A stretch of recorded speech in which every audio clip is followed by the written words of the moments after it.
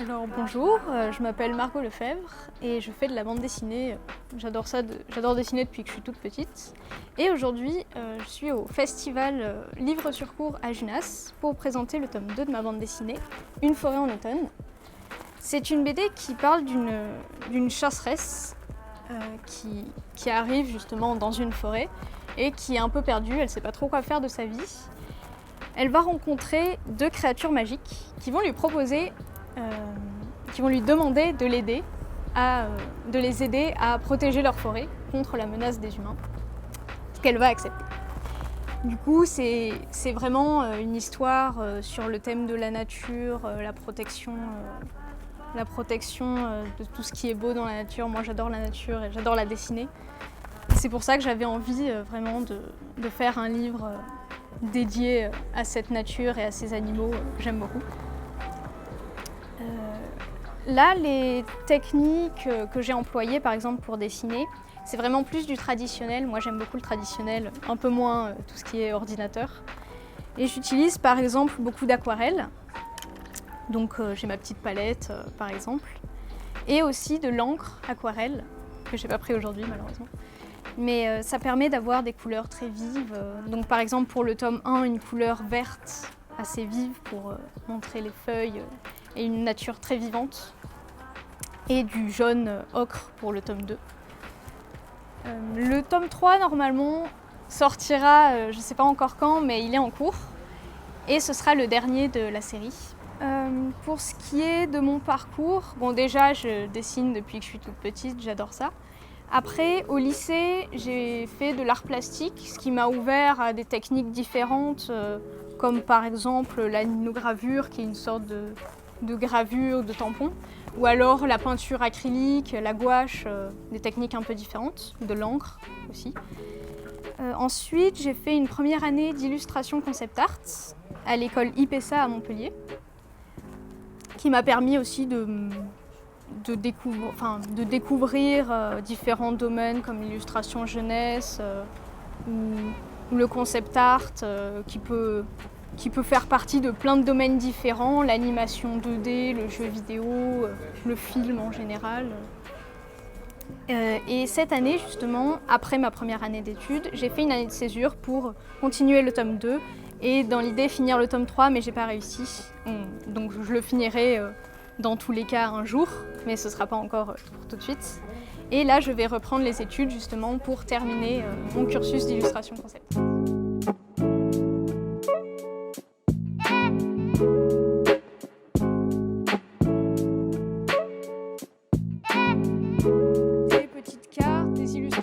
Que je fais à part, vraiment juste pour m'amuser ou alors dans le cadre de campagnes de financement, pour financer mes 2 premières BD par exemple.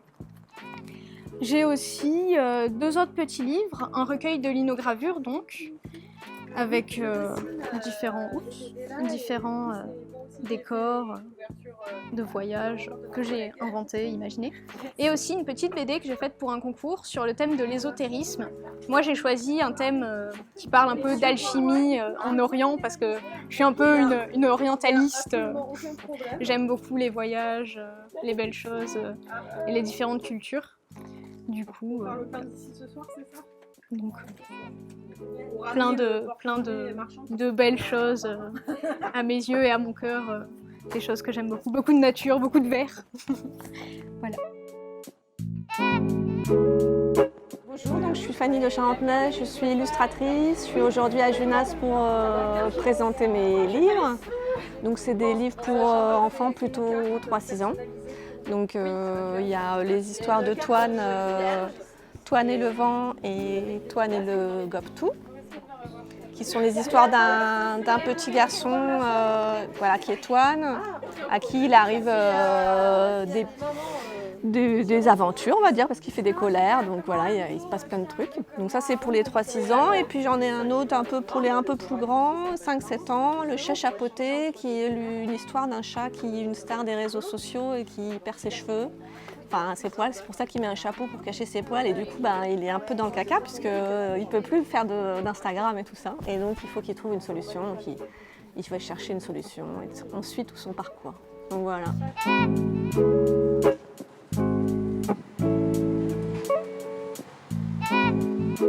Bonjour, je suis Mariko, je suis auteure BD depuis quelques temps déjà et j'ai toujours voulu en faire ce métier depuis que j'ai 10 ans. Et je suis donc aujourd'hui à Junas pour présenter mes BD, dont ma toute dernière, Fifistrelle, qui vient de sortir là pour la rentrée littéraire, mais également la dernière série de romans fantasy de ma co-auteure Laetitia Gross, dont j'ai fait toutes les couvertures et les maquettes, et voilà, et dont c'est également la première sortie en salon. Voilà. C'est la première fois que je viens à Junas et c'est très sympa, c'est un cadre très bucolique et champêtre. Voilà, et j'espère vous retrouver nombreux sur la journée.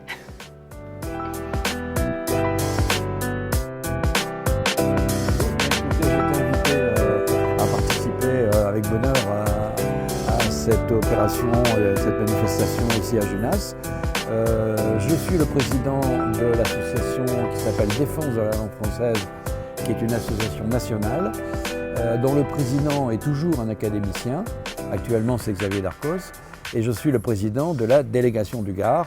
Nous nous battons pour la langue française, qui d'ailleurs ne se porte pas si mal, parce que vous savez que c'est la langue qui va le plus progresser au XXIe siècle, grâce à l'Afrique, puisque l'Afrique est le dernier continent dont la population va exploser. Et on nous annonce entre 800 millions et 1 milliard. Certains chiffres disent 1,2 milliard de francophones à la fin du siècle. Et donc, d'un point de vue quantitatif, la langue française se porte très bien. Elle se porte très bien aussi d'un point de vue littéraire, car au moment où je vous parle, encore maintenant, il y a énormément d'étrangers, de non-francophones, qui choisissent la langue française pour écrire. On a quelques exemples brillants dans l'histoire des prix, par exemple des prix Nobel.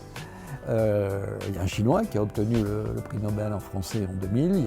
Il y a un anglophone, Samuel Beckett, qui a obtenu le prix Nobel, je crois que c'est en 1964. Et on a des prix Goncourt. Jonathan Litton, un Américain, a eu le prix Goncourt en 2008. Mais aujourd'hui encore, on a de nombreux étrangers qui écrivent en français, notamment des Japonais par exemple, ou des Indiens de l'Inde, qui écrivent en français. Donc la langue française se porte pas mal, mais il est nécessaire quand même de la défendre, car elle subit quand même quelques assauts pas très agréables. Notamment, je vais en citer deux. Le premier, c'est le déferlement des anglicismes, qui dénature notre langue, alors que souvent le mot, la plupart du temps même le mot français existe, et on remplace par un effet de mode par des mots anglais. Et puis il y a des attaques un peu plus subtiles sur l'orthographe. Or l'orthographe française, contrairement à ce qu'on dit, est extrêmement cohérente, ou bien l'écriture inclusive qui rend la lecture complètement rebutante. Quand un texte est écrit en français, vous imaginez un poème de Rimbaud en écriture inclusive, ça devient totalement illisible. Donc on essaie de travailler pour que les gens reconnaissent cette langue magnifique, l'une des plus belles du monde, on dit même la plus belle du monde, et c'est ce que nous essayons de faire en permanence, avec nos revues, avec nos livres. J'ai d'ailleurs écrit un livre qui s'appelle « Le français, une langue pour le monde », voilà, et qui parle de l'avenir et qui montre tous ces écrivains qui écrivent en français. Je vous rappelle que cette année, par exemple, le prix Goncourt a été attribué à un écrivain sénégalais. Voilà. En fait, ce livre est un roman qu'avait écrit ma grand-mère, qui avait épousé Maurice Arnaud, qui est producteur viticulteur à Junas. Et donc Simone Vallos, c'est son nom. était en fait une citadine née à Valence, enfin née en Russie mais était de Valence. Et elle a eu un regard un peu extérieur sur la vie de Junas. Dans les années, son roman, elle le situe dans les années 1930. Et c'est la description de la vie villageoise dans ces années-là, avec une préoccupation qui était la vigne, qui était la ressource essentielle de Junas. Son bouquin, il vaut surtout par le style, c'est-à-dire qu'elle a, c'est en gros, tout le monde s'accorde, les éditeurs s'accordent à dire que c'est assez féminin du genre Colette, avec tout un vocabulaire d'ici. Et ça vaut pas mal pour la description qu'elle fait des villages, de la vigne, du poids de la religion, etc. Et donc ce manuscrit, elle l'avait soumis à des éditeurs, elle est morte avant de pouvoir être édité. Et donc ça a traîné dans les tiroirs de la famille et bon, je me suis dit que ça valait le coup de l'éditer. Et puis à ce propos, donc à chaque fois qu'elle parle d'un des monuments de Junas, enfin, ou de Corbière, du moulin à huile, du monument aux morts, etc., j'ai documenté ça. Donc j'ai mis des annexes où je raconte l'histoire de ces monuments. Et en particulier, il y a aussi, parce que dans le roman, elle parle d'un bagnard. Parce que dans l'intrigue, il y a eu un meurtre. Alors il se trouve qu'à Junas, il y a eu un vrai bagnard qui avait, en fait, il avait assassiné le mari de sa maîtresse. Le mari s'appelait Dort, donc c'est une des familles de Junas. Et le gars, donc il s'est pris 20 ans aux assises à Nîmes. Il s'est retrouvé au bagne en Nouvelle-Calédonie. Et là, le patron de la pénitentiaire était un Saint-Simonien qui s'est mis en tête de rééduquer les bagnards en leur filant des terres en fait, qu'ils avaient volées aux Kanaks. Mais donc ce gars-là a cultivé du café qu'il envoyait à Junas, à sa famille, à sa mère et à sa sœur, parce que entre-temps le père était mort. Et donc la mère et la fille crevaient de faim. Et donc le café arrivait à Junas et il était torréfié et vendu rue du Roc, donc à 100 mètres d'ici. Et ils ont survécu grâce à ça. Et le gars par bonne conduite, il a été réhabilité. Et il est revenu à Junas dans les années 1905 et il est mort à Junas en 1927. Donc ma grand-mère l'a connu. Voilà.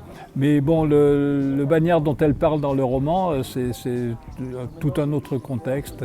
Mais voilà, donc c'est une des anecdotes que j'ai documentées en me rencardant à la bibliothèque départementale à Nîmes, etc. Voilà. Bonjour, je m'appelle Richard Gougis, je suis journaliste à Midi Libre et auteur de thrillers. Et donc j'ai le plaisir aujourd'hui à Junas de présenter ces thrillers qui se déroulent en grande partie dans la région. J'aime bien qu'il y ait une intrigue historique qui fait découvrir une partie un peu cachée de l'histoire de la région. Donc le premier que j'avais sorti il y a quelques années, qui s'appelle Hérésie, se déroule sur les chemins de Compostelle. Des pèlerins sont assassinés de façon rituelle à Saint-Gilles, Saint-Guilhem-le-Désert. Et tout ça est lié à l'histoire des Cathares. Donc les enquêteurs vont devoir faire appel à des historiens, voilà, pour démêler cette intrigue. Alors Livre sur cours, c'est un salon que j'adore parce qu'il y a vraiment une ambiance très conviviale, très familiale. Et en plus, ça permet d'allier le côté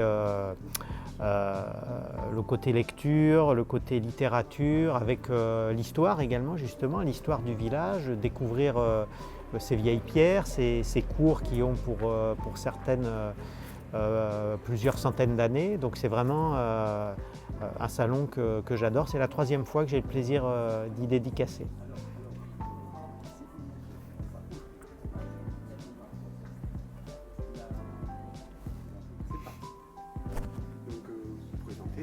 Oui, je suis Fabienne Grucker, je suis écrivain et biographe depuis plus de 20 ans.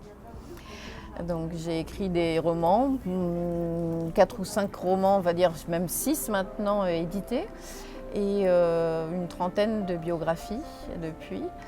J'écris pour les autres aussi, comme Nègre. Je ne vous dirai pas pour qui. Ensuite, l'un de mes derniers livres est celui-là, Hors d'elle, qui est un roman un peu particulier qui traite des phénomènes paranormaux. Voilà. Donc celui-là, c'est un de mes derniers livres et il relate des phénomènes qui sont arrivés à une famille en fait et qui sont de l'ordre du paranormal, voilà, des visions, des prémonitions, des sensations. Voilà, je trouve ça très agréable d'être reçu gentiment par des propriétaires dans des lieux magnifiques. J'ai eu l'occasion de visiter même la maison. Et franchement, c'est très agréable. En plus, il fait beau, c'est une bonne ambiance, on a des super lectrices. Franchement, très bien. Félicitations au salon.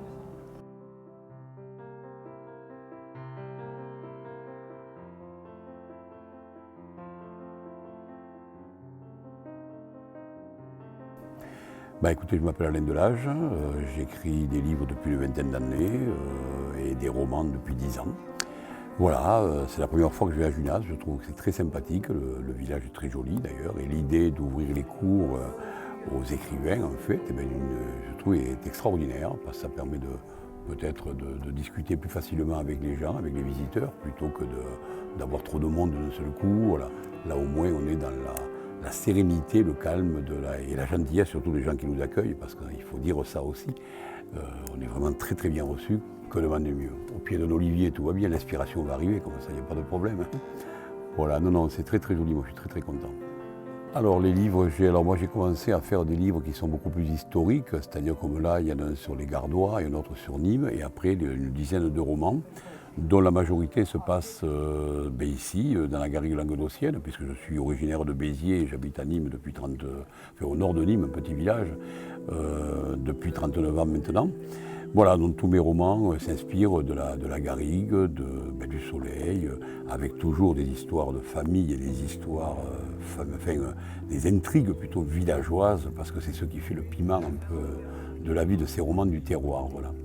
Voilà, donc il y a un petit peu de tout, des romans qui se passent du côté de l'Aubrac, puisqu'il y en a un qui se passe vers l'Aubrac, d'autres qui viennent du côté au pied des Cévennes, certains qui sont... alors il y en a deux par contre qui ne se passent pas dans la région, ce sont l'étrangère de Collonges ici et puis le Rigoman de la Vengeance, puisque mon épouse donc, est stéphanoise, et donc j'ai pris des sujets sur la Loire, les marniers de la Loire, et également la passementerie qui est la spécialité de la ville de Saint-Étienne. Voilà.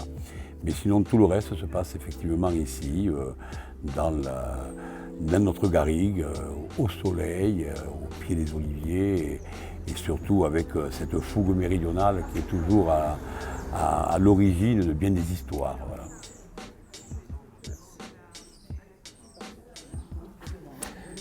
Eh bien bonjour, donc je m'appelle Patrick Porisi, je suis un auteur de la région de Montpellier. C'est la première fois que je participe au festival de Junas et j'en suis très fortement, bien impressionné et surpris parce que c'est très bien organisé et surtout les lieux de présentation de nos ouvrages sont très agréables. Voilà, donc pour me présenter rapidement, j'ai commencé à écrire à peu près au détour de la cinquantaine. Je suis scientifique d'origine et pas du tout littéraire. Et j'avais le projet un jour d'écrire un livre. Et je m'y suis mis et j'ai découvert, j'étais le premier surpris d'ailleurs, le plaisir que je pouvais en tirer. Et donc j'ai continué cette aventure.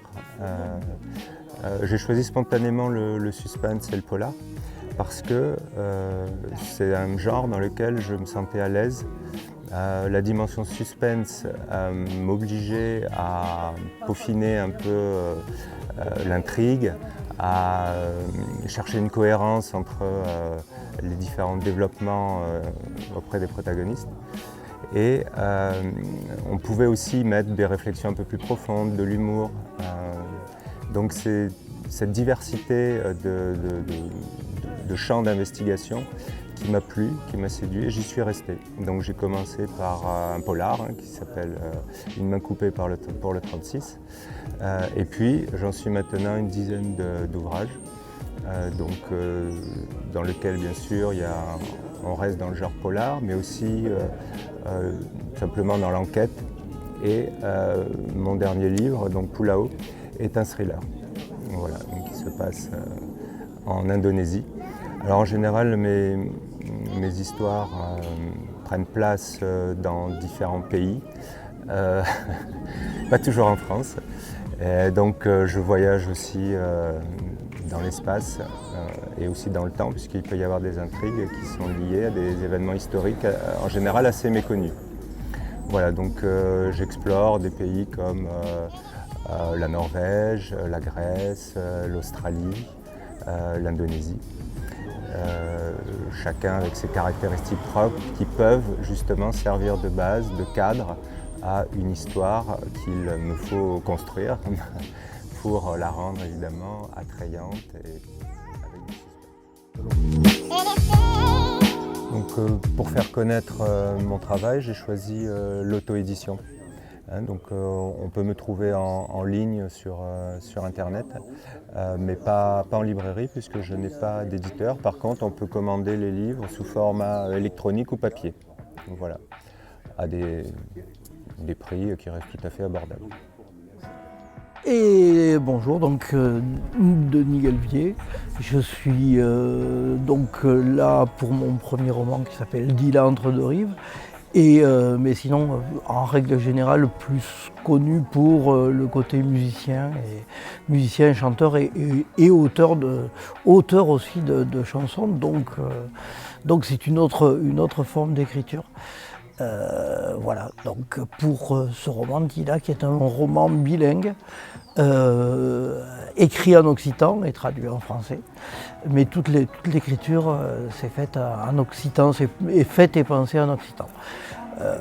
Roman qui se passe à Sommières, donc voilà, dans le secteur. Donc voilà, un roman qui est un thriller social.